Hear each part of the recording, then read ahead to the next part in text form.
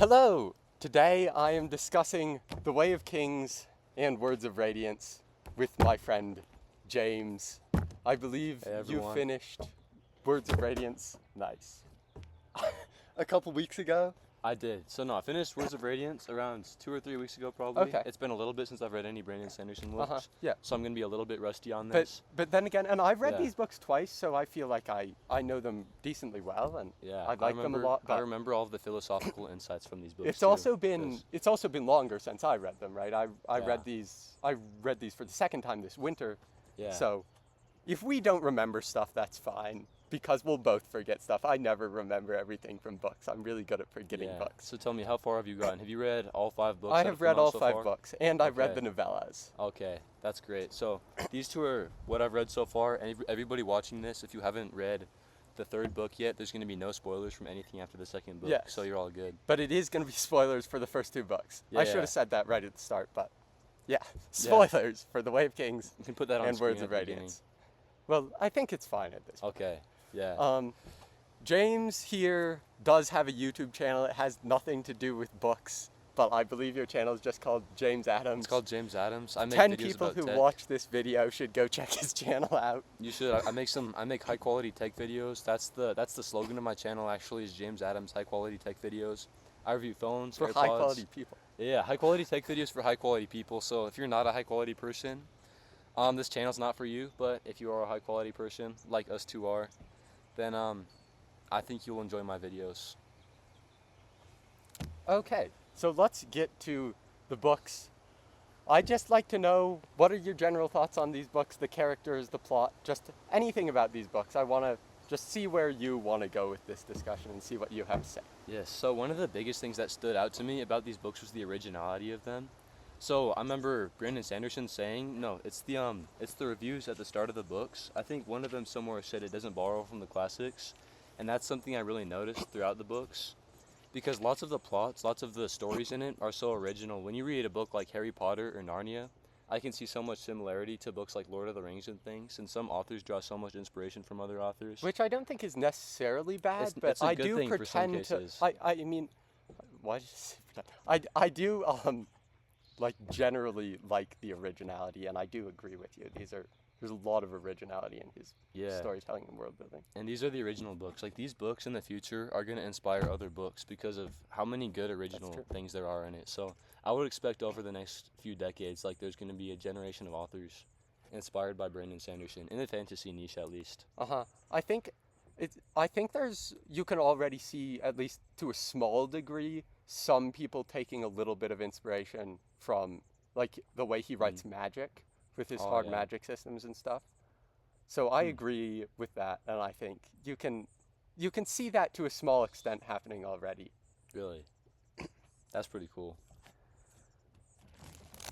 What were your thoughts on these books? So I have probably mentioned these books briefly before on my channel. In fact, I know I have.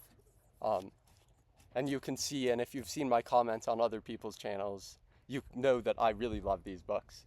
These are some of my favorite books that I've read to date. And I do have some issues with some of them. But the interesting thing here is we happen to be discussing the first 2 books in the series. And these are, in fact, 2 of, if not probably my 2 favorite books of all time. These are the only 2 books I've read. Ever. Almost, not quite, but it's close. Yeah. Yeah, no, these books helped me get back into reading. So I remember back as a kid, probably ages 8 to 12, I read a few book series. I read Harry Potter. I read How to Eat Fried Worms. I don't know if you've heard of that book Nope. before. Never heard of it in my life. Yeah, it was a pretty interesting book. I read a series called Michael Vey. I read a little bit of Chronicles of Narnia, and I think those were good books. Yeah. From ages after I was 12, as soon as I got into middle school, I never really read again. And I remember me and him have known each other since high school, right? And I remember I was with so him it's at like high school freshman lunch, year right? in high Yeah, school, yeah. something like that. At high school lunch one time, I remember he and one of our other friends named Eddie, they were talking about Stormlight Archive. And I remember that a few years ago, I had read the first 20 or 30 pages or so of this book, and I was like, wait, that might be a good book. And I never thought I would read a book that was 1,000 pages, but I made it all the way through, and I liked it so much that I read the second one. Which is really great. Yeah. And I think I tend to read these books really fast. Mm-hmm. I've been reading all my life. I obviously really love reading because I have this channel and stuff, but like recently I haven't been reading a lot. I read Yeah. some, but I always am reading something, but I'm not necessarily reading as much as I really should or would like to. What do you count as should? Would you say 100 pages a day is what you were reading before?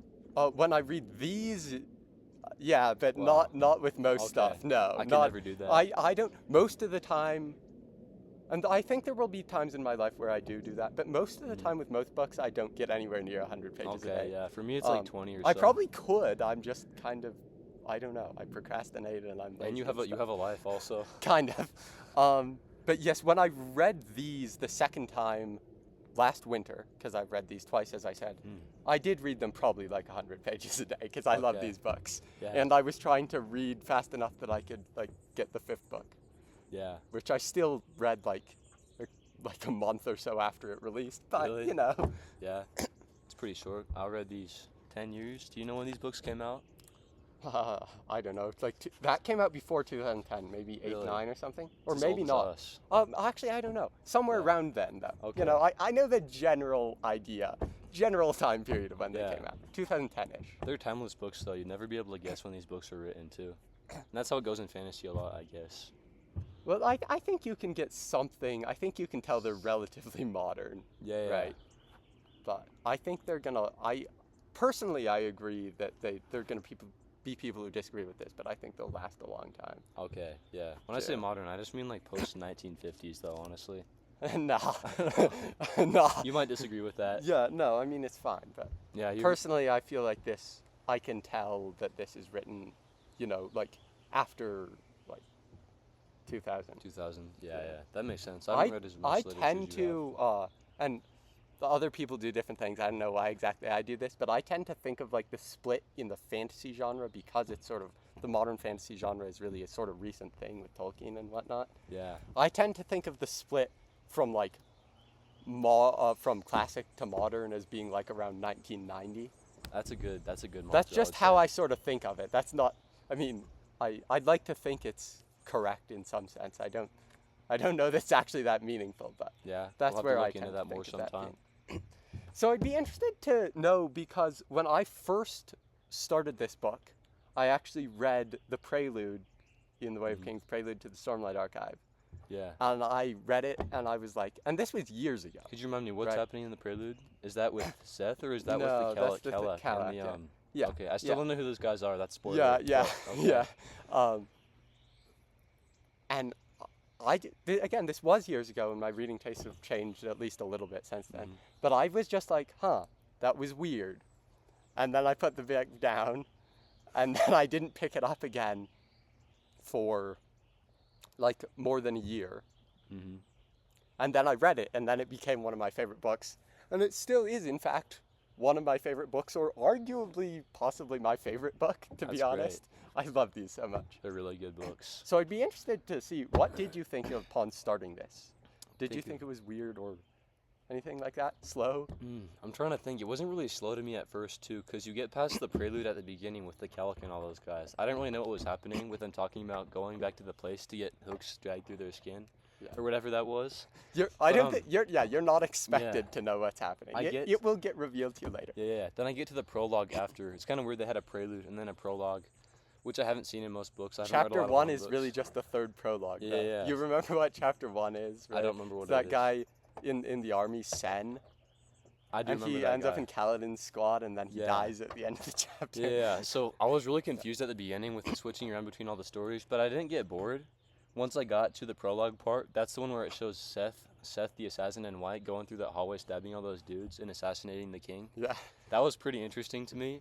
And it was just interesting to read about like a different sort of culture, civilization sort of thing that was made up. It seems almost like those people in Alethkar and Jaqavet are almost European inspired, but it's also super foreign in a different But you way. also get, one of the things I do appreciate about these books, and it's really related to what you were mentioning with originality, is that I feel, and this isn't always a bad thing when it does happen, but I feel the world is pretty different from Earth. It is. And when I look at Alethkar and like Jaqavet, right, it's like, like clearly in fantasy, a lot of the time you get like medieval European stuff, and you can definitely see that Yeah, here. Lord of the Rings especially. Yeah, but like you can also see that it's like How different it is too.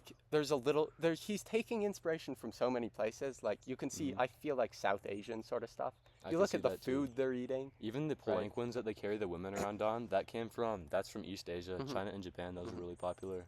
And like and there's also Central Asian inspiration too. I know that Okay, really? Mongolian sort of stuff. Okay, Sanderson's even said that at some point is really? sort of Central Asian inspiration. So I appreciate that it doesn't necessarily feel like I'm just reading a book that's set in medieval England. Game of Although to be Thrones. honest, I do like books that are set in medieval England. I do It's a cool like Game of place. Thrones too. Really? I've never read those books before. They're really good. Yeah. They're really good books. I love Okay. those books too. Yeah, maybe I'll check it out sometime. Um, Yeah. So What were we just talking about? We were talking about before we started talking about medieval European influence. I was just asking you about the start of the book and stuff. Okay, yeah. I think it got into a good story pretty fast. There are lots of agree. times throughout these two books. I feel like Sanderson, he's trying to torture us almost a little bit with his page turnerism. I'll get Page to turnerism, yeah. that's the only word I can think of to describe it. I'll get to one part of the book where it's Kaladin's story, right? Mhm. And there's some crazy stuff happening. Something crazy is about to happen. And then I flipped to the next page, Mhm. and it's switched over to Shallan's story for 3 chapters. And I'm like, bro, and I get bored of that at the beginning. And then I get to the end of the Shallan part, and I'm excited to see what happens next. And then I groan when I get to the Kaladin part again. Oh yeah, So- I honestly, I mean, I think, I love all the characters, Me too. but I can really relate to that particular. There's some books in the series where I just like, I want Kaladin. I love Kaladin so much. Yeah. But I can relate to that. I was reading this book and I finished the Kaladin chapter and like, want more Kaladin. It's like Shallan. I finished the know. Shallan chapter and I want more Shallan. Yeah. Yeah. Because they're such good characters, like the way they're written, and I like how much, like, there's so many paragraphs. This is why There's the book so is many paragraphs. The this- book is yeah. 1,300 pages So long. the reason it's so long, though, there's so many of the paragraphs are talking about the thoughts and intentions of the characters, and it's so interesting to read their thoughts and intentions. And I think that's probably why you were able to enjoy reading the book over a second time so much, is because there's so many different things. I bet you've noticed a lot of different details that you missed over the 1st time you read it. I mean, I'm not the best Yeah. person in the world at noticing details, but yeah, that is true. But the thoughts just add so much depth to the book. I would guess probably at least a third of the book is talking about people's thoughts or what their intentions are to do next. Maybe. So- I do definitely think there's a lot of interesting sort of exploration of philosophy, and just one of the things with these books is there are issues that I have and that a lot of people have with like the way Sanderson writes certain things that make it feel like, to some people, I feel like, and this is getting into like stuff that we should probably talk about like later on in this discussion, but Okay. like there are people who read these books and because of some of the issues they have that I actually share with the way it's written, they like for some reason seem to not like recognize the sort of moral complexity of these books. Yeah. And one of the things that you've mentioned to me that I appreciate and we should talk about is the amount of just real interesting and thought-provoking philosophy and moral dilemmas that are in these books. Yeah. That's where I got the idea. I started looking a lot for this sort of philosophy things in the book once I got to the part in the first book where Wit starts talking about the Wandersail. Uh-huh, he talks I to love that Kaladin, chapter. the I Wandersail. love- yeah. He starts Great talking to chapter. Kaladin about how stories you don't always hear the meaning of the story from the author, but you can find meanings in so many different stories when you look at them. So the Wandersail was really thought provoking in terms of I'm trying to think of how to phrase this, like whose fault it was that like people were being killed for failing on that island and things. And I just noticed from then on so many thought-provoking dilemmas and things. Dilemmas is a big part of this book that I Yes. noticed in this story. Yeah. Biggest dilemma I've noticed so far is King Taravangian, the king of Kharbranth. Yeah. I don't know much about him yet, but I've seen some crazy stuff going on. Like all the Yeah. stuff he's doing is for the greater good, but he's also killing so many people at the same Yeah, time. that's so the sort of thing I'm talking about, and be interested to hear if you do have any more thoughts on that, Yeah. what you think. Let me get some water first. Yeah, sure. I'm gonna talk for a little bit about this. Yeah.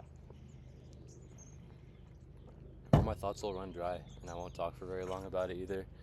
That's okay. Yeah. That's okay. I just remember getting to the end of the first book and being really confused because I hear about King Taravangian, right? And you've seen him earlier in the first book as a really... He's a nice guy. He's a nice He's guy. a nice guy. He's not a super... He doesn't come across as like a super cunning or like intelligent con man sort of guy either. He's just a simple king who cares about the common people in his town, the Dark Eyes, as they're called in this book. And then I get to the end of the first book and I get to that last chapter, and it talks about him walking into that white part where there's all those people getting the blood sucked out of them so that he can see what they say before they die. Yep. And I don't know. I don't know what's happening there yet. I don't want it spoiled to me because I haven't read the third book yet. I assume the third book probably you figure out more of what that is. You do. Yeah. Okay, yeah. That's sort of a lot of stuff with Taravangian. You figure out more stuff. Yeah. I just remember being absolutely shocked when I was seeing that, and I thought Taravangian's such a bad dude. But then I get to the second book, and they actually have chapters that are written just about Taravangian and what he's doing. And all that stuff he's doing is trying to fix the world that he's in, right? He's trying to prevent the end of the world or the Everstorm or whatever is coming. I still don't even understand what most of that stuff is, despite being in the second book. I still don't know what these books are about. That's how these books work. You read.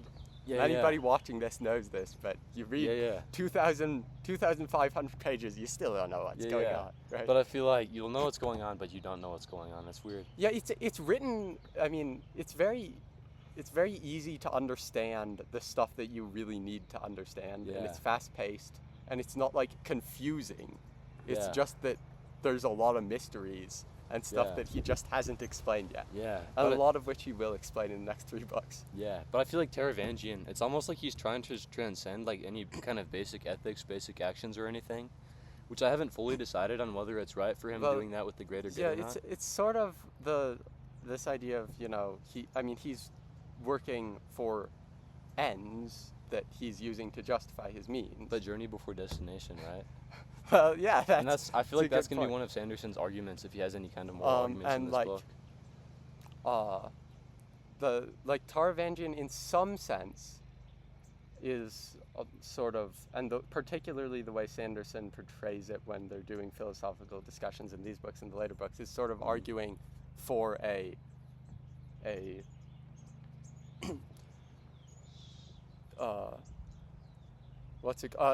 utilitarian view of ethics. Yeah. Which I tend to generally agree with utilitarian views of ethics, but there's a lot of stuff that Taravangian does that is really awful.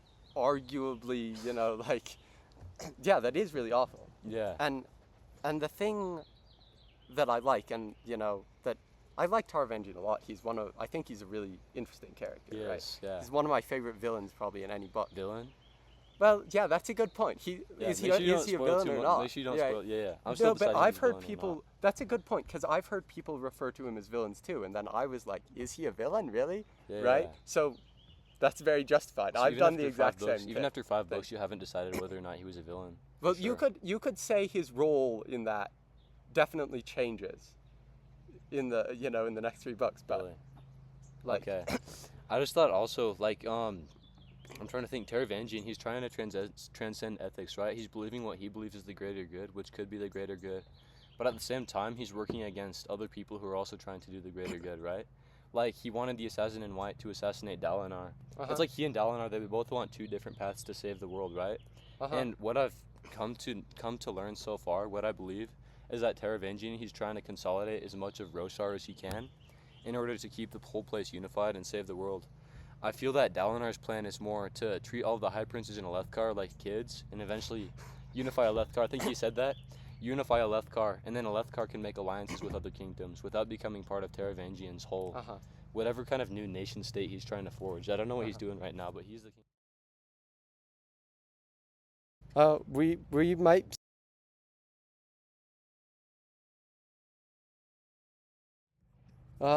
No, we're back. And my computer's definitely not dead. It's 56%. Okay. I don't know what's going on. And it claims it's still recording. So we can just sort of cut that off or leave that in because it's kind of funny. Okay. Get my prop back up. So, okay, on the assumption that this is just somehow magically back to working and we still have retained all of the footage, let's go back to talking about Taravangian, or if you want to move on to other stuff. But okay. I think when you're when you're talking about this sort of like him trying to transcend ethics, right? What I think of that as being is he's like, right, what I mentioned earlier, he has a sort of utilitarian view of ethics, Yeah. which basically, just as you were mentioning, sort of transcends these ideas of absolute rules, right? Like Yeah. murder is bad or something like that. Yeah. I mean, Taravangian, and like my interpretation of this, and I Yeah. is probably a bit more charitable to Taravangian than some Okay. people's, but Yeah.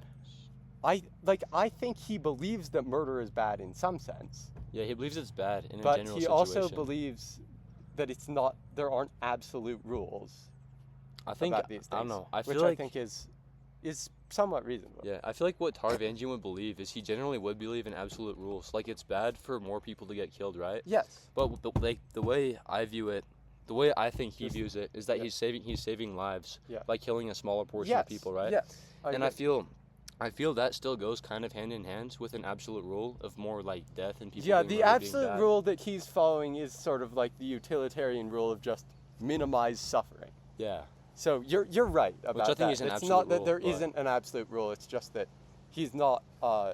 It's utilitarian rather than, having a set. It's almost like a loophole within the absolute things rule, sort that- of.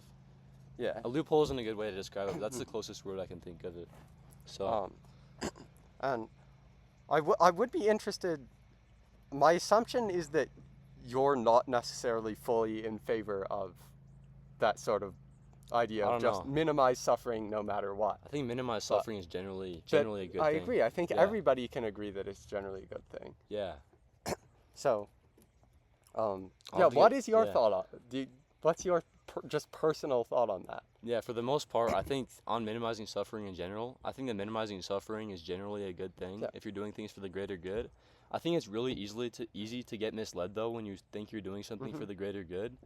I'll look back to like really evil dudes, well, arguably evil dudes, like just Genghis Khan, like powerful dudes, like Genghis Khan and things, or like somebody like Stalin or Lenin. Yeah, or something. absolutely. There are a lot Yeah. of people who've done bad things Some of those in the name yeah, of the greater some good. some of those things, well, even some of them might have started out as actual good people trying to do things for the greater good. Yeah. But I feel like doing so many horrible things can corrupt people in the end. Mhm. Like I remember hearing lots of historians. My dad has been studying up on like the Soviet Union and things, right? Nice. And lots of historians that have studied Stalin's life. So Stalin said that he thought he had a divine identity to make the world a better place, right? Great. Some people think that's just what he was saying. Most historians who have studied his life genuinely think that that's what he believed. He went a little bit crazy from that.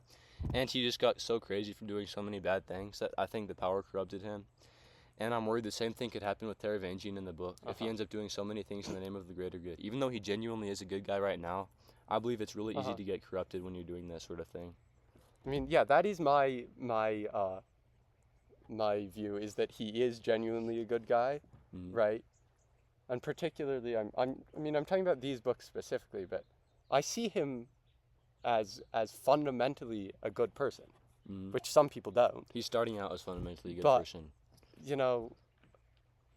It's kind of, we can all agree that like the greater good and just minimizing suffering, minimizing death are things that you want to do, Yeah. right?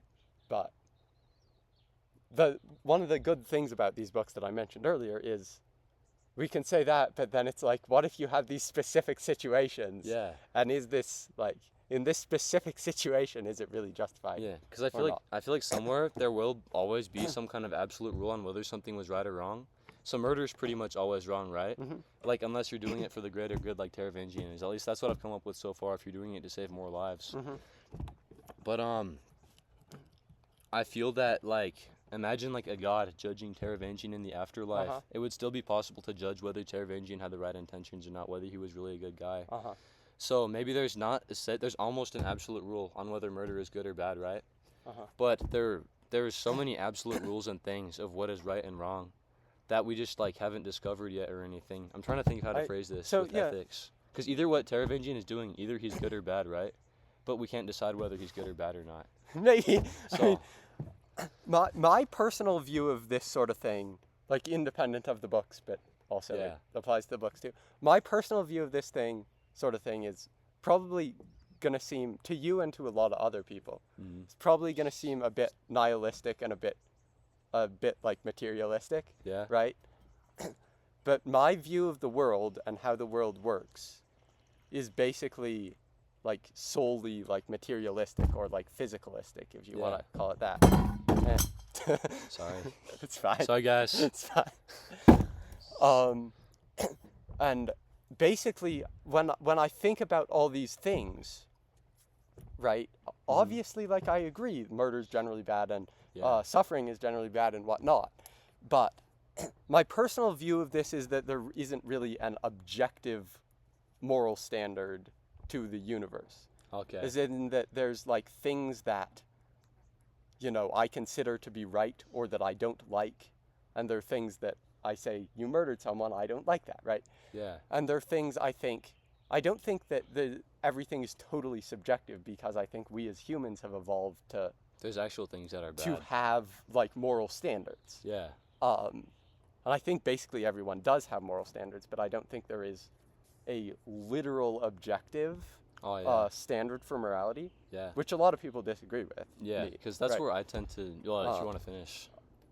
And what I end up with that, I've thought about this a lot and I'm not completely certain, but where I end up with that is I basically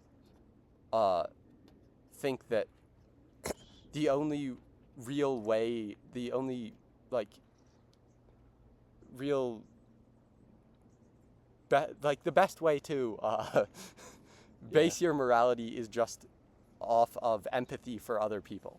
So in Okay. my view, it's basically just, it's morality is in some sense just subjective. That sounds really like nihilistic, right? Yeah, but that is a viewpoint. held Like by a lot of- technically yeah. I do think that pretty much. Yeah. And that I believe that the way people act and the moral decisions that people make are just based off of empathy. Okay. Yeah. So that's where I tend to differ a little bit from like the Yeah. you know like the moral relativist standpoint, right? Yeah. So I believe what tWoK+WOR is doing is for the greater good, right? Uh-huh. So there's basically an absolute rule, like an ethical rule, that murder is bad, right? But he's doing it for the greater good to minimize human suffering. Uh-huh. And one of the biggest arguments of the more moral relativist side is they'll look at different cultures which have different ethics and things, right? And they'll say that we shouldn't go to one culture and tell them that what they're doing is wrong. Which is interesting I- for me because even as someone who's kind of, as I just said, in some, like to some extent, I'm a moral relativist, right? Yeah. I don't really agree with that. You don't agree with all of the moral relativism. Like I don't, like that belief isn't inherent to the sort of moral relativism that I have, Yeah. right? Like I see where that's coming from, but the thing about what I believe, basically, right, is that because morality is basically subjective in some sense, like what I believe is right just is what I believe is right. Yeah. Like I'm not going to make allowances for a culture that does things that I view as horrible. Yeah. Right? It's like I think that morality is subjective, but I personally do have a standard of morality, Okay. and I'm not gonna compromise it for like the fact that some other culture, I want to respect their culture. Like I'm all in favor of respecting Yeah. other people's cultures for the most part. Yeah. But if they're doing, if there's something that in that culture is accepted that I view as bad, Yeah. doesn't mean I'm gonna accept it. Yeah. Because like what I feel like is there's not always the divine, like the rules that we know of, those aren't always correct, right? As in like not murdering someone, which is generally a bad thing. But I still believe that there's always going to be a judgment of whether someone is doing something right or wrong, regardless of whether regular humans can comprehend it. So I believe what tWoK+WOR is doing can be judged, but like humans generally, like mortal humans, aren't ever going to be able to come up with perfect ethical rules. I'm trying to think of what I was going to say. But you're saying, and I don't Yeah. personally, I mean, I tend to lean towards disagreeing with you Yeah. on that, but you're Yeah. saying basically that you think there is, you know, Yeah, and I think that comes from God judging yeah. people, Yeah, basically, yeah. right? I think that comes from like the way people, because you're talking about like you believe what is right is what like you believe is right, right? Yeah, So yeah, so that's not at all so I feel circular. like I feel like promise. yeah. So I feel like most people have been born and come with pretty similar ethical standards, right? Like pretty much every culture has come to believe that murder is Yeah, generally bad. I agree. And those are something from humans. So what lots of religious people, like Christians, Muslims, and Jews Yeah. believe, like the Abrahamic religions, is they believe. So you know Adam and Eve, right? Yeah. So they were in the garden and they didn't know any difference between right or wrong. But when they ate the fruit from the forbidden tree, that's what they got their knowledge from what's right and wrong or not, right? So it's like we were bestowed with knowledge of which things are good and which things are bad. So I think you believe that like what you think is wrong, right? And that comes from the same thing that Abrahamic religions will believe. But we have more of a viewpoint that there are general rules that can be based off what's right and wrong, like objective rules that are always absolute. If that makes sense. That's some word soup right there. Yeah, we're both spouting word soup. We're so both philosophers, guys. we'll see. I have thought about this this sort of stuff a decent amount, right? And I'm not sure I expressed myself the best, but you may get the general idea of just the way that because I'm saying that it's subjective in some sense. I mean, I do think humans have evolved to have moral standards. Yeah. But one of the points I'm trying to make, just to anyone listening to this or whatever, right, is that the way that I base my moral decisions, is basically just off of empathy. Yeah. Right? And fundamentally, I think that's what everyone does. Yeah. But I agree. Yeah, fundamentally, that's what everyone does. Is everything is based off empathy, pretty much. And I think that's where like the concept of evil is somebody who doesn't have any of that sort of empathy, and they do stuff knowing that it's going to be bad for people, that's going to cause human suffering, and that's where evil comes from. So I don't think Taravangian is evil because he's trying to decrease that's human one suffering. of the sort of that sort of thing is. That natural desire for ethics too. We can see with Seth in this book. So you know Seth, Sons of Valinor. Oh, I know what I was going to say. Sorry for interrupting. Okay, wait, you can say that. But he's this guy. He's this guy. I see I tend to have a lot of I tend to be very forgiving, just at least theoretically very forgiving to people who do bad things but think they're doing the right thing. Yeah, exactly. Yeah, okay. Yeah, so somebody did something bad, but they had good intentions for it. I get it. Yeah, I feel like Seth, it's almost like he believed he was doing the right thing. So I don't know much about his religion, but over in Shinovar, they have something called stone shamanism, I believe. And basically, he's bound, I think, by that religion. He's bound to the stone. And whoever has that magic stone can tell him what to do, right? But it's not physical bind. Like, he could break the stone in theory, but he's doing it all because he believes it's the right thing. He has to follow whatever the stone holder is saying. So it's almost like Seth believes that it's like a certain fake ethical standpoint that Seth was raised with, that he needs to do whatever the person who holds this stone says. And he believes that's the right thing. But in the same time, his natural ethical standpoint, he believes that certain things are wrong, right? But he's doing those things that he believes are wrong, like killing all of those people, and he feels really bad about it in the book. Yeah, he does. Yeah, he keeps killing people and doing what Taravangian tells him to. Clearly, I think, what Zeth is doing, at least from his standpoint, not understanding all of Taravangian's plans, personally, I think if I was him, with his knowledge of the surrounding events, I think the right thing to do would be to just break the oath and stop killing people, right? Yeah. But I do think it's the sort of thing that happens, and that also relates back to sort of what you're talking about with the wander sale of responsibility. Zeth, I mean, I think it's intentional on Sanderson. It does relate to Zeth. I never thought about talking that. about these themes in lots of places in the books, but it's sort of similarly to those people on that island in the wander sale story. Yeah. It's they're kind of shoving off the responsibility of the murder. Yeah. Zeth is the one doing the killing. But in some sense, and you can understand why he's doing it, right? Yeah. But in some sense, he could just not do it. Yeah. But he's sort of shoving off the responsibility to Taravangian or whoever else has Yeah. the oath stone, in the same way that those people on the island shove Yeah. off the responsibility to their non-existent king. Yeah. Seth shoves it off to the Whoever not made up actual the- yeah. magical oath stone, Yeah. right? Yeah, It yeah. doesn't have any actual magical power. Yeah, so I feel like some of the blame will rest with Seth because he's doing stuff that he still believes is wrong, and that's partially his fault. I think some of the blame also does rest on the people who raised him to believe in I that agree. oath I stone agree. and I do things. agree. Yeah. So if there's a person who is raised to believe in a ton of like really bad things, right? Imagine somebody is raised, their parents say you need to be a school shooter when you grow up. I don't that's a think really that's harsh- gonna happen. That's but not gonna yeah, happen. right. Some of the person should have known that's a bad thing and they still shouldn't have done it, right? But some of the blame is still going to rest with the parents. I agree. So I do believe, like, if there's a whole society of bad people who are doing bad things, or another example is the Aztecs, right? The Aztecs did lots of human sacrifice, Well, which I yeah. believe is an objectively bad thing.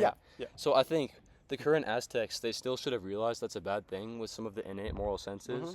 But at the same time, their ancestors who started those traditions and raised them that way also share a lot of the blame for killing all And those that's people. that's sort of interesting thing that Yeah. I like exploring in books, and that I intend to explore that sort of that exact sort of thing, not Yeah. human sacrifice specifically, but that sort of thing Yeah. of cultural. I intend to explore that with some of my own writing in the future. Yeah. I 'Cause hope to.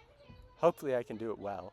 Yeah, because I believe most bad things, like if there's cultures that have negative aspects, I feel most of those things were started by some generation back in the day. And lots of those bad things, lots of the blame lies in the generations that started those. Were we saying something? We were just talking about the Aztecs and human sacrifice. So, I'd also be interested. I'm sort of changing the subject, not really. I would also be interested in knowing your opinions on certain other characters who do, because there are a lot of moral dilemmas in here There that are, I yeah. feel are pretty interesting and pretty genuine. Mhm. On your opinions on some other characters who do questionable things, but Yeah. that are not like obviously bad. Okay. And I mean, there are a lot of people we could talk about. Specifically, I was thinking about if you want to talk about Moash. I want to know what you think about Moash. Moash. Moash is a really interesting thing. So let's brief really quick what happened with Moash again. So Moash, his grandparents were killed by the king, right? I mean, in some sense, Indirectly, yeah. indirectly. Like, yeah. You can say it's Roshon's fault. Roshan's fault. Roshan was a bad but dude. you know, I mean, the point I think Sanderson is trying to make in some sense, is like Elhokar's not like a horrible person who's trying to go around murdering people's Yeah. grandparents, but really, like, you know, personally, I feel that Elhokar is somewhat at Yeah. fault. Roshon is kind of like He's a bad dude. a bad So dude. I feel like there's But- there's cultural aspects within the Light Eyes. So I feel like the Light Eyes, this is more of like a Mosh agreement take. That most of the Light Eyes tend to be worse people than the Dark Eyes, just because they get corrupted by greed and things. That's what I've come to I believe mean, so far. I do You can't think the generalize Light a whole Eyes group of do people. like Yeah. tend to do bad But things. I yeah. believe lots of it is I their don't think culture. they should be Yeah. like. I mean, clearly, I don't think they're like innately worse people or whatever. yeah, but, yeah. Like, I think it has a lot of cultures. You have oppression of the lower classes. and- Yeah. So yeah. I believe the Light Eyes, lots of them, they just got corrupted by the greed and things. And that's a big belief in the Abrahamic religions too, is that Well, yeah. riches and greed corrupt people naturally. And the Light Eyes were just raised with a culture to disrespect the dark-eyed people and believe that the dark-eyed people are lower than them. And I feel like lots of people, like we were saying earlier, is that the blame rests on the generations that started those things. And I don't know how that started yet, how Vorinism started and everything. Uh-huh. But so I think Mosh. It's really hard to have an opinion on Mosh because I feel like Elkahar wasn't fully a bad dude, but Mosh thought he was. I don't think that revenge is innately a good thing though. Interesting. Oh, Yeah, 'cause- still recording. okay. Okay. In the Old Testament, in the Bible, there's the Okay. law of Moses, right? And that's the law that the Jews were supposed to follow before Jesus came to earth, right? Uh-huh. And in that, it says that you can have an eye for an eye and a tooth for a tooth. Uh-huh. Like if your brother, But I mean, yeah, if your brother Yeah. kills your wife, then you can kill his wife. It's basically that sort of thing. You can get revenge on each Uh-huh. other, right? But there's another saying, an eye for an eye makes the world blind. And eventually Uh-huh. the law Yeah, of yeah, I Moses, know that. Christians and Same. Muslims believe that the law of Moses is no longer applicable Yeah. anymore. We follow the different Yeah. gospel instead. okay. And, yeah. um, I mean, 'cause I feel, revenge isn't innately a good thing. And I think Moshe got blinded by his own anger. Moshe ended up trying to come up with justifications for killing Elkahar. He's like, oh, well, if we kill Elkahar, then Dalinar is going to come be king instead, right? And that's what that group wanted to do, is they wanted Dalinar which to be is king. also like you can really see the Yeah. justification for But that. then again, doing things for the greater good can be so corrupting. So I feel like in the coming books, Taravangian could become corrupted pretty easily, just with bypassing so many natural ethical laws that people have built into their brains. it's going to corrupt him eventually. I mean, I haven't read that far yet, but I Yeah. feel a sense that he will get corrupted eventually. Uh-huh. If Dalinar, it's hard to imagine Dalinar getting corrupted, but if he ever does get too power hungry, he could end up like Sadia's ended up getting, because Sadia's was so power hungry, right? Uh-huh. And I feel like Moshe, he should forgive the king. I believe forgiveness is generally a good thing, especially if the person has changed, because killing the king isn't going to bring his dead grandparents back, and the king isn't generally a bad guy either. And I think Moshe needs to stop his own feeling of revenge. He needs to stop his feeling of revenge from clouding his view on the king, and he needs to think more reasonably about the king. So Yeah, I mean, so basically, and I think I agree with large parts of what you said. Yeah. I mean, like, we could turn this into a religious discussion. Yeah, we too. could. Because obviously, you've got a lot of. We both, I think, hopefully, have interesting things to say about. I that think we sort had of interesting philosophy, stuff to right? say, yeah. And Yeah. like obviously, like you're Christian, Mhm. well, I'm not, and Yeah, you're we've more got agnostic, a lot of things atheist there type. that are really interesting for me to discuss personally. I think. Yeah, But what was I about to say? Oh, yeah, like Moash is kind of like fundamentally you can understand what he's doing. yeah. You can understand why he's doing it. I Yeah. don't think he's a bad guy. I don't think he's generally a bad I'm guy. gonna say He's that. I corruptible. think there's stuff that happens later. Yeah. Stuff that I haven't read yet, so we'll stay But, out of that territory. but I'm just gonna say I don't think he's a bad guy, at least. But also, as much as you can understand what he's doing, I do tend to agree with you and with Kaladin that most likely, like, I do think killing Elhokar is wrong. It is, yeah. Like, it's not that it would be unjustified or, like, the worst thing somebody could do ever or something, but I do Yeah. think, in the end, it is wrong. Yeah. I think Moshe needs to realize that. I think Moshe, because he's getting clouded by his own judgment of Elkahar, he's still angry about his grandparents. And anger is just a powerful emotion that clouds It is. people's judgment. Yeah. It clouded And- Kaladin's judgment too. His Yeah. hatred for the And- Light Eyes that Yeah, Kaladin and, had. I mean, yeah, it's very understandable in my view, and Mhm. it's like his grandparents were innocent, and Yeah. that actually leads us sort of to Roshon, at least based off these two books. Yeah. I hate Roshon. Roshan's a terrible dude. He's a terrible 'Cause he's person. worse than average for the Light Eyes. And the Light Eyes already have that absolutely, culture. yeah. A He's lot like worse. the worst person. Like, I hate him more than anyone else in these books. to Really? be honest. Yeah. But what do you think about him? Like, do you think it would be justified to kill him? Do you think it would be justified to imprison him? I think it'd be certainly- justified to imprison him, for sure. There still needs to be justice in this world. I believe generally, though, the point of prison, my ethical standpoint on prison is at least, prison isn't supposed to be a punishment for people. I believe people will be I'm a Christian, right? I believe people will be punished in the afterlife. I believe the main purpose of prison is to make sure that it's acknowledged that somebody did bad things, and also to keep those people separate from other people. For me, I would Yeah. say the two main purposes of prison are the sort of obvious one that you already just mentioned, separate the which bad is people from to the good. separate people, right? Yeah. But also, I do think a lot of people who are in prison aren't, like, necessarily horrible people. And I do Yeah. think, so for me, the main purposes are, like, rehabilitation Yeah. and also, in a lot of cases, separation Yeah. of people who might commit crimes or who would commit Yeah, crimes or from other people people. who would be the victims of those crimes. Yeah. Yeah, I feel like a lot of this stuff with the Dark Eyes versus Light Eyes too. I haven't researched a ton into like communism and things, but it does remind me a lot of hearing the stories. You know, like the Bolsheviks, right? How they killed all of the Tsar. some, yeah. They killed all of the Tsar's family. I'm not super familiar with things. Russian history, Yeah. but yes, I do. Yeah, they killed lots of children who were from richer families and things just because they hated Uh-huh. rich people and so much. And I feel like the same spirit of revenge can cloud people's And- judgment so much because and- like those kids, those Russian noble children, weren't bad people. Uh-huh. But the Bolsheviks just hated all rich people, so they killed them. So. And that sort of thing, that sort of thing shows up in Mistborn too. I It feel does, like, with the we Ska. shouldn't go into spoilers for Mistborn, right? But like, That's right. I think there are people who've made arguments about comparing, like Moash to Kelsier, Yeah. and saying Kelsier does some questionable things, but we still agree that what doesn't Kelsier's get- doing is yeah. like, you can see why he's doing it. A lot of it's justified. He's trying, you can see a lot of the things that Kelsier does and the reasoning behind them. Yeah. Whereas a lot of readers of these books have a lot less sympathy for Moash, right? Yeah. So I And don't know. that's partially because of, lots of stuff. But like, Yeah. So yeah, I haven't made a solid decision about Moash yet. I genuinely believe that what he wants to do to kill the king is wrong. Mhm.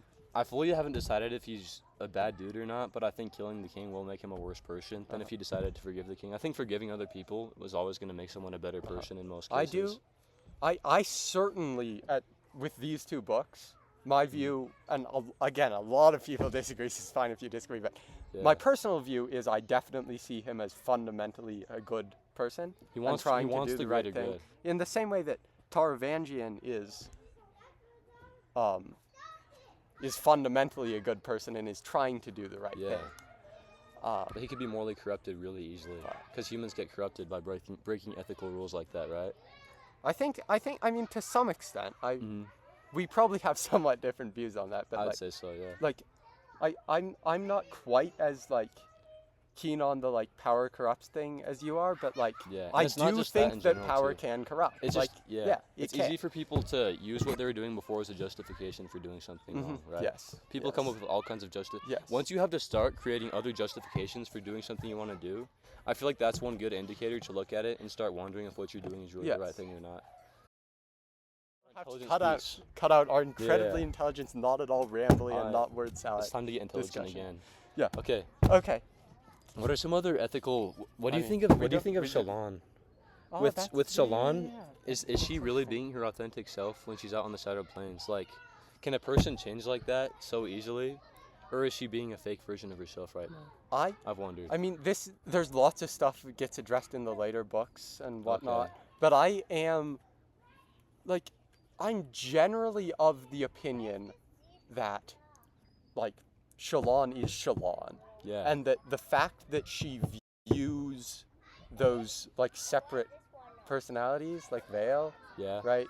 The sort of separation that she creates, maybe like in some sense a coping mechanism that is useful, but like fundamentally, I think she's being her authentic but self, like, though. but like fundamentally, I personally don't think it's good to like, I don't know how to say this.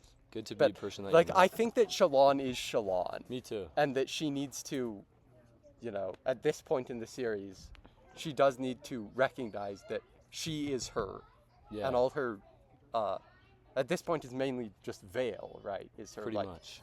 main like alternate personality. Yeah.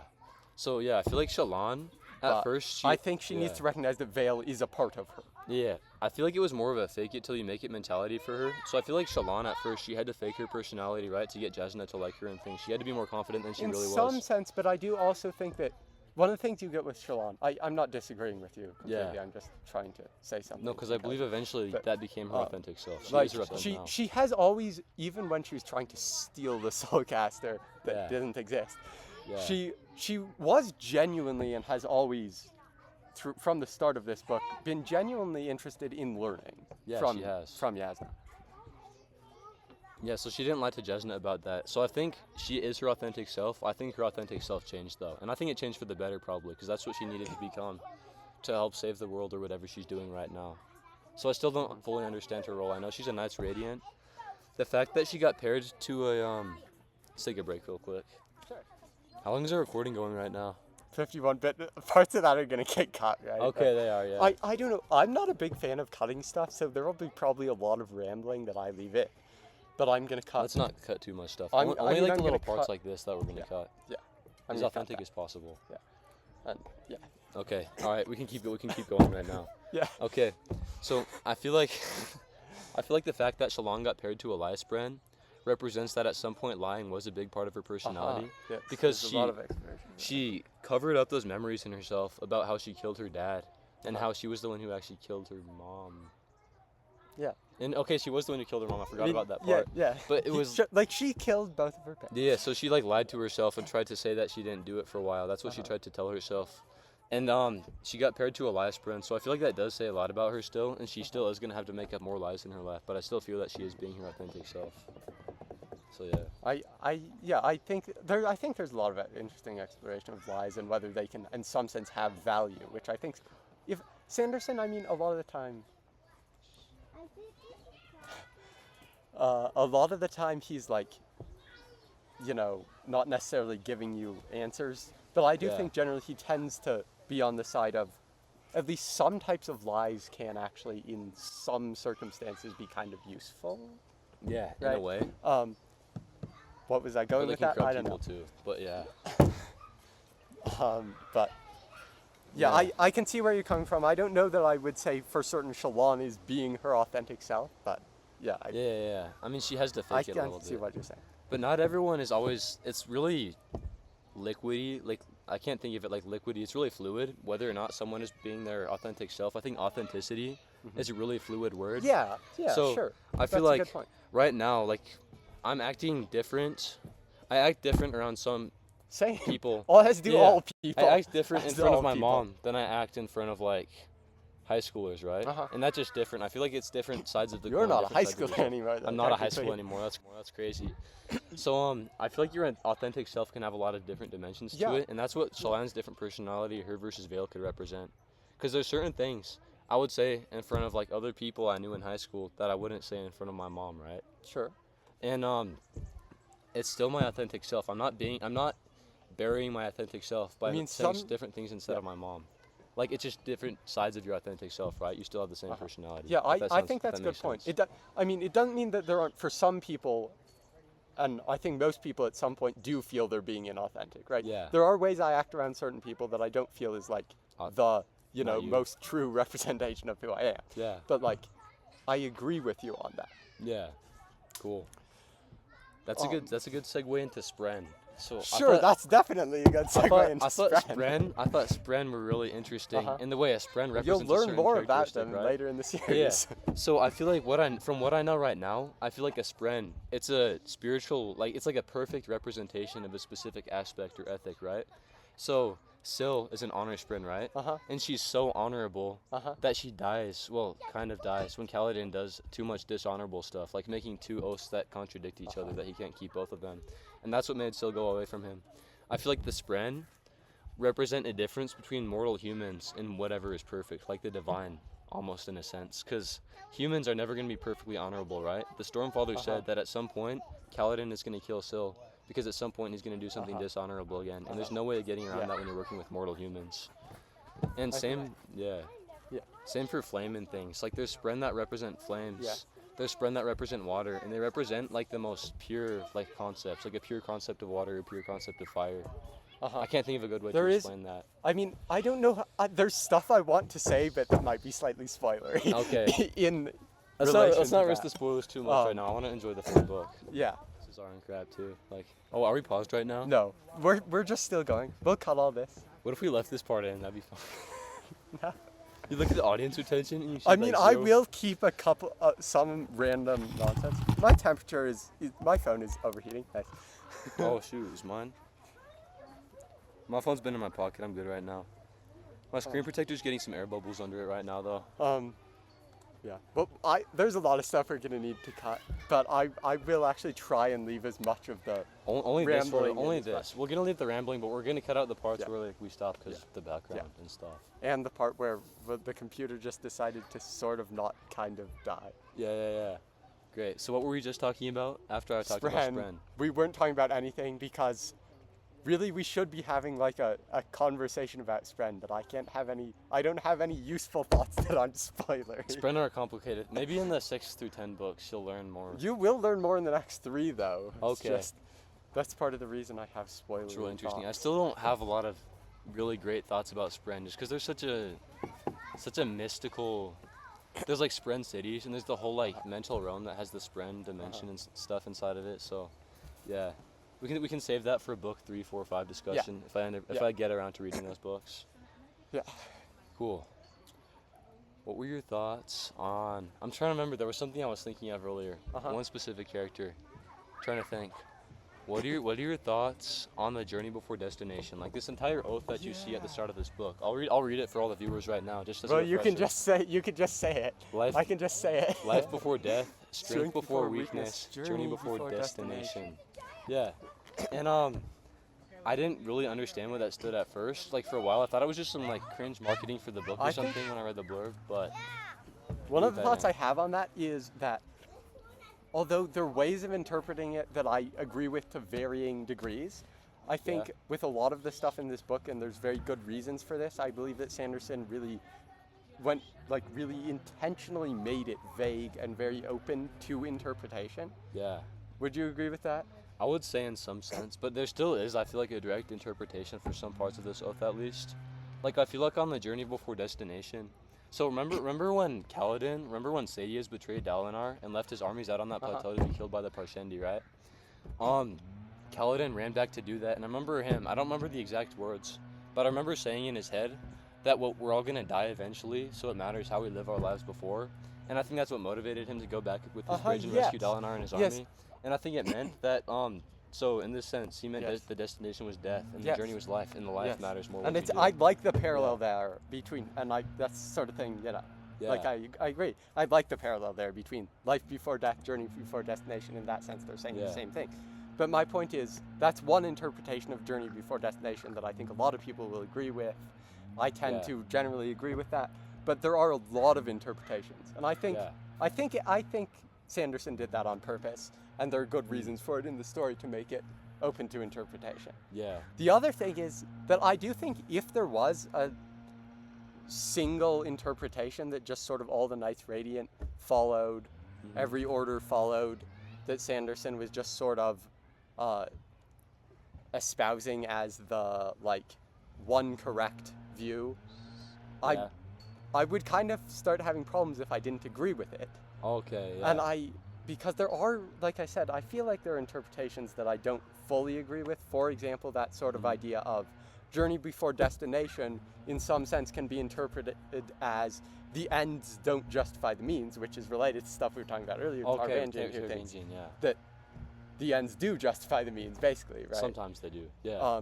And I believe that the ends do justify the means in a lot of cases, certainly not all cases, but I do think that they justify the means in a lot of cases. Yeah. And one interpretation of journey before destination is that they don't, ever. Yeah. And I don't agree with that. But it is an interpretation that sort of people, even in this book, have.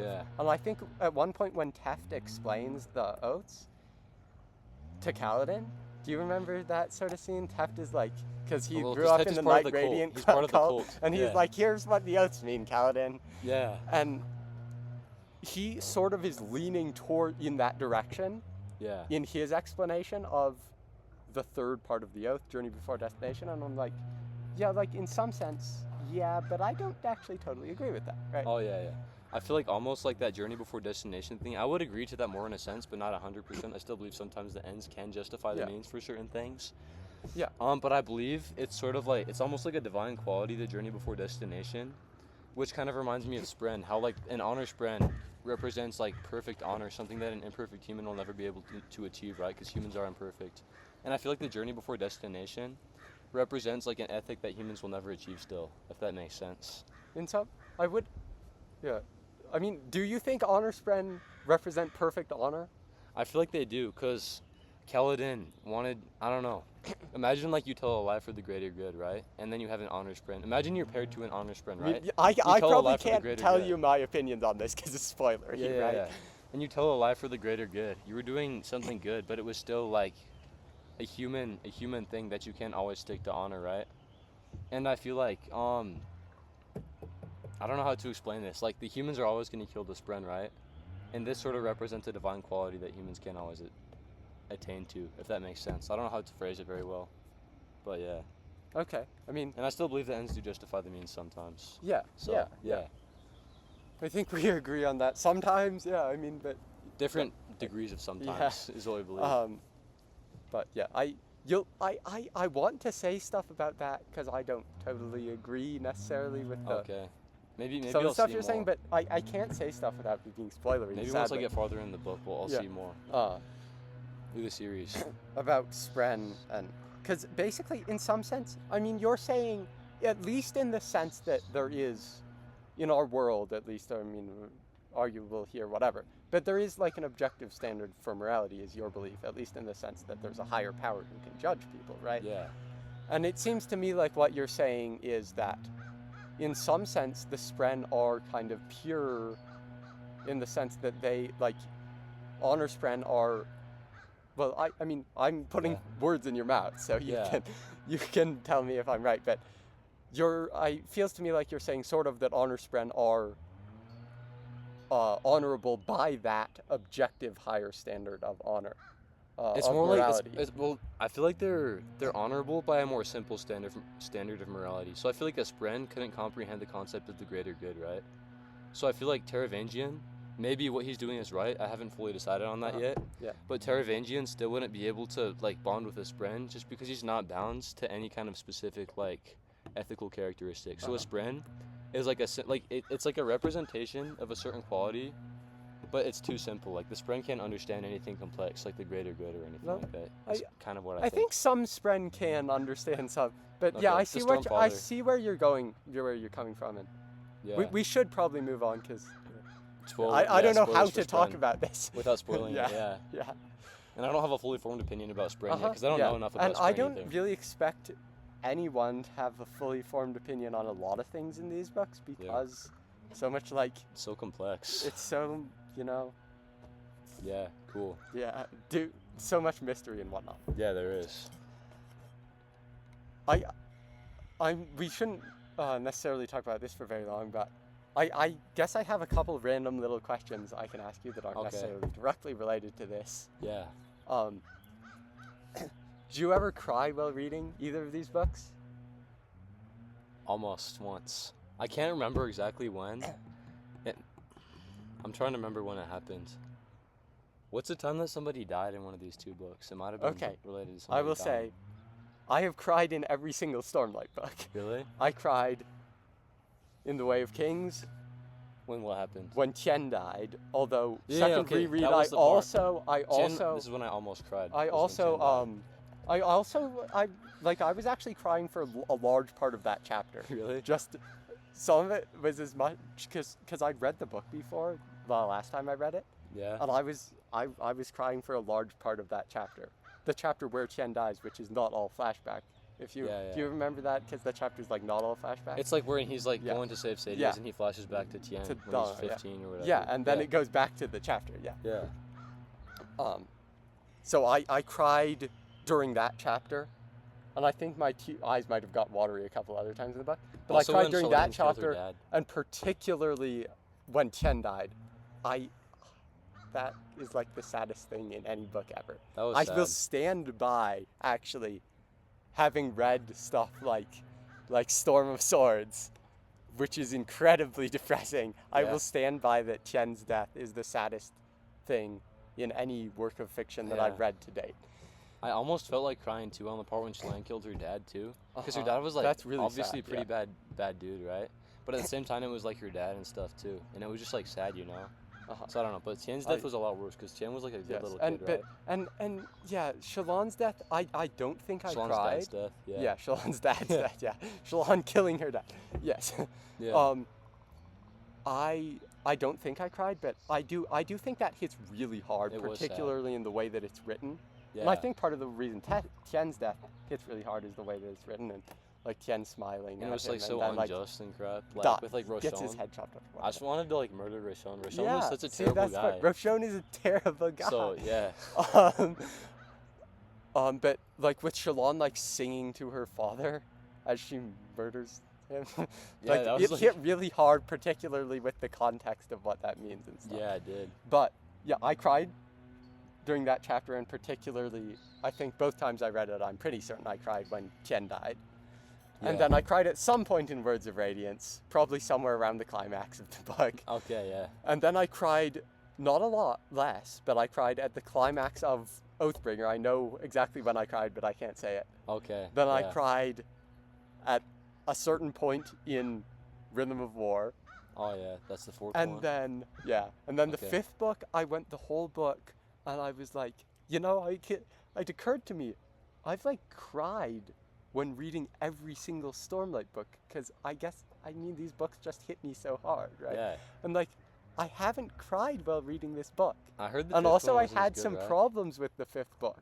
Okay. And I was like, And then I actually have cried in every Stormlight book, like Really? actually cried. I mean, not necessarily like really crying, but like more than just my eyes getting watery. Oh yeah. Because like last chapter, literally not until the last chapter of Wind and Truth, the 5th book. Yeah. And the last chapter like saved the book for me, basically. Okay. And I cried during it. Yeah, and that's like a climax, And it's like right? the end of the last chapter. Yeah.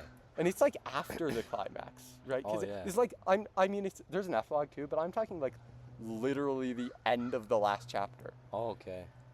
I cried. I hadn't cried in that book, Oh, yeah. and I did. I cried. It hit me really hard. I really liked the ending of Oh, that yeah. book, and it kind of saved the book for me because I'd had Yeah. a problem with something that had been done earlier in the book, Okay. and but let's that not sort of spoil it. like, amazing. It reversed it, kinda. Okay. Yeah. Sweet.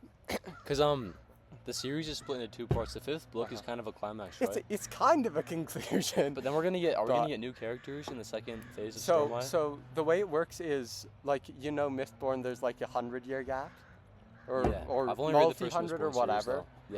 Yeah. Yeah, which A is few fine. hundred though, right? Yeah. Or yeah, I don't know, but yeah, the point is there's a big gap. Here, the gap is only like 10 or 15 years, but there Okay. is a gap. So what you end up with is some of the characters, the ones who survive, which they're, I'll like, older say and stuff. a lot of people survive. There are some people who don't. Okay, then, yeah, don't spoil it. I won't. Yeah, I won't tell yeah. you who doesn't.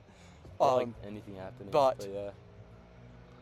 What you end up with is a lot of those characters who survive will still be present, Okay. but some of them will have, as far as I am Let's not get aware, too many will have the spoilers from this focus shifted away from. Oh, okay. right. That makes sense. Like, have you met Lift?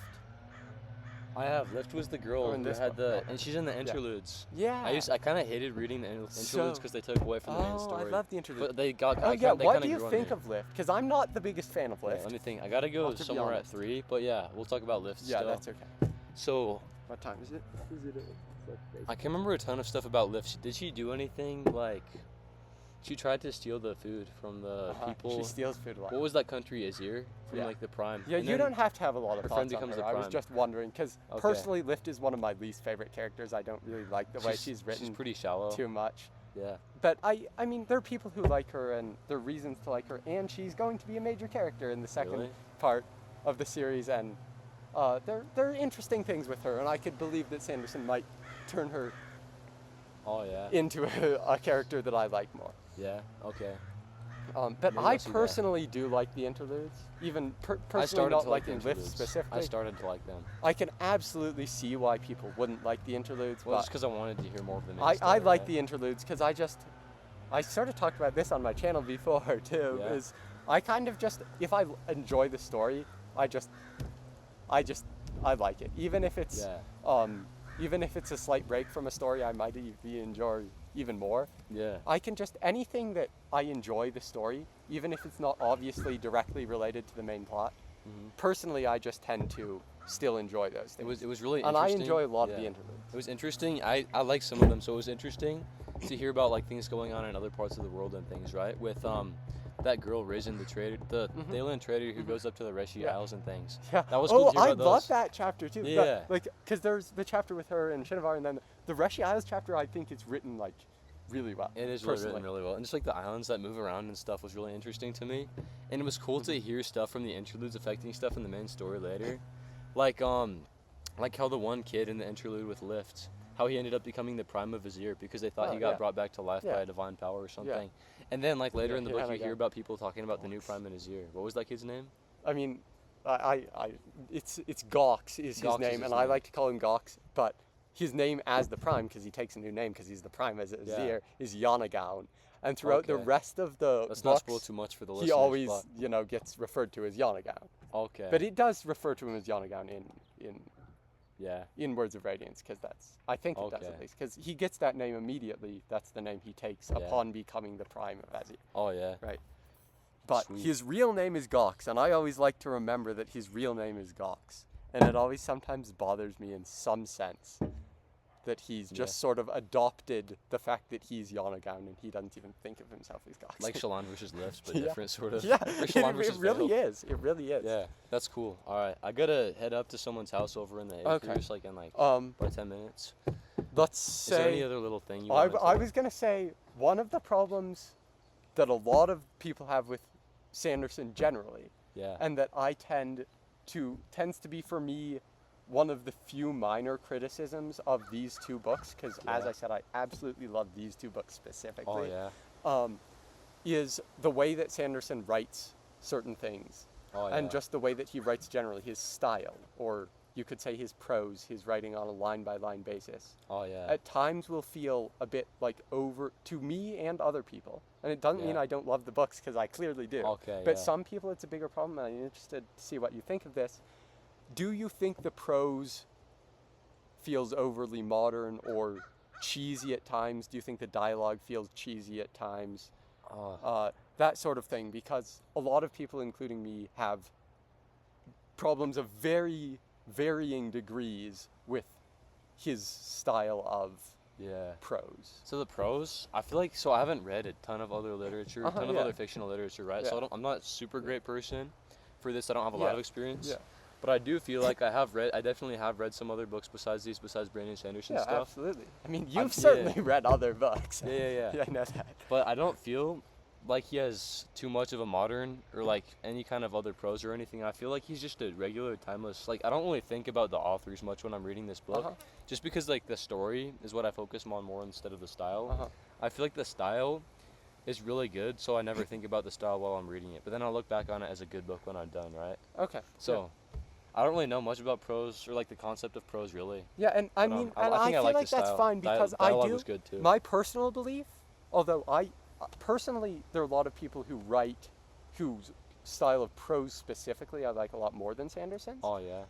In my view, like, I don't think like you should need. I mean, my taste in style has developed, and yours probably will too, and will continue to develop over the years, right? So maybe it'll change, but personally, I do feel that like you don't really need to have like a good like understanding of all the complexities and technical literary ways that people think about prose.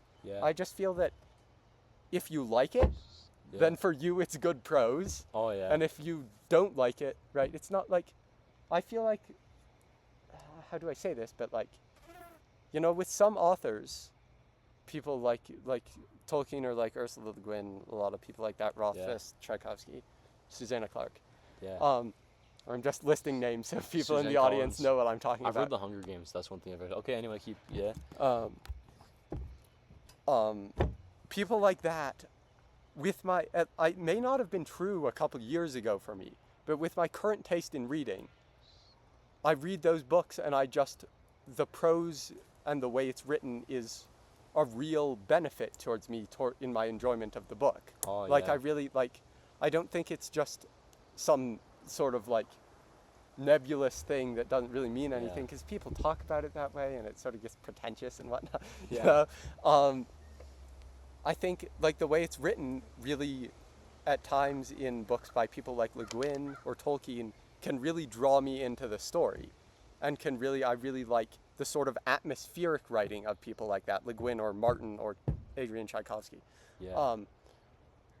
And I feel like with Sanderson, I do personally think that there's some things, and I think these books both have some really well-written parts. But there's some things where I feel his dialogue is cheesy at points. Or I would just prefer for his writing to be more polished and more, in some ways, just more atmospheric. Because what I'm trying to say is like, the prose in some other books does, it really like, it can draw you into the story. In terms of just the atmosphere. And that wasn't the case the with beauty of the writing itself. I feel like this was more beautiful writing than Mistborn. I think he got better at writing. But I agree with that too. As much as I'm saying, I have some criticisms of Sanderson's writing. And I can go into more about that with his dialogue and like him using certain words, like using like ing words like gerunds in certain ways too much. But that's not whatever. I should stop rambling.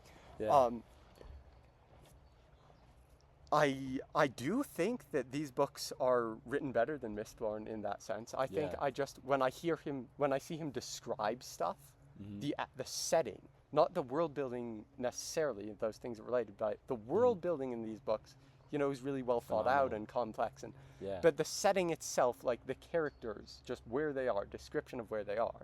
Mm-hmm. When I read some authors, like, you know, people I mentioned earlier, Yeah. Tolkien or Guy Gavriel Kay or Le Guin, I like those descriptions are really beautiful, Oh yeah. and they really are an important part of the story. Mm-hmm. In these books, I do feel that the description and the atmosphere of the setting in these books, places like Carbranth Yeah. and the Shattered Plains, I do feel that it's written, I don't know how else to say this, but written more atmospherically Okay. than Mistborn Yeah. or something like that, which I in get what you my mean. mind is personally a good thing. Yeah. That's cool. And the other book, if this interests you or anybody who's watching this, personally, when I think about Sanderson books, the other book that I think of as being the best written on a line-by-line basis, meaning like prose style, that sort of thing, Yeah. and that has the best description of setting and setting of scene is Yumi and the Nightmare Painter, which was his Okay. third secret project, I think. I haven't heard about that yet. But Cool. there are a lot of good Sanderson books. I gotta check out some more of them. Once I'm done reading Can't Hurt Me by David Goggins, which by the way is a phenomenal book. It's a good book. I recommend. I'm everyone not read it. endorsing David Goggins. Hey, you can't judge him until you read his book. Maybe. We'll see. Maybe. I think he's a good guy though. It's interesting. Great. I think that's a good stopping point. Yeah, because you need to go. I Yeah. shouldn't keep you for too long. Okay. It's great. I'll let you know when I finish the third book. Yeah, Maybe we can and do we can another one of discuss it. these. That would be really great. We can just turn this into like a short little series discussing the books, and maybe we'll even get better at doing this, and I'll get better at like hosting conversations. Yeah. 'Cause I'm pretty bad at I'm the hosting conversations. first guest on the Yeah. Eric Sanderson podcast. Yeah. I'm back for episode 2. Come back for episode 2 discussing Oathbringer, probably, possibly. Yeah. Also, you can read the Potentially with another novellas guest. if you want to. I should try that, Edge too. Dancer and Dawn Shard. Okay. That sounds good. See you, everyone. Bye guys. Bridge Far. Just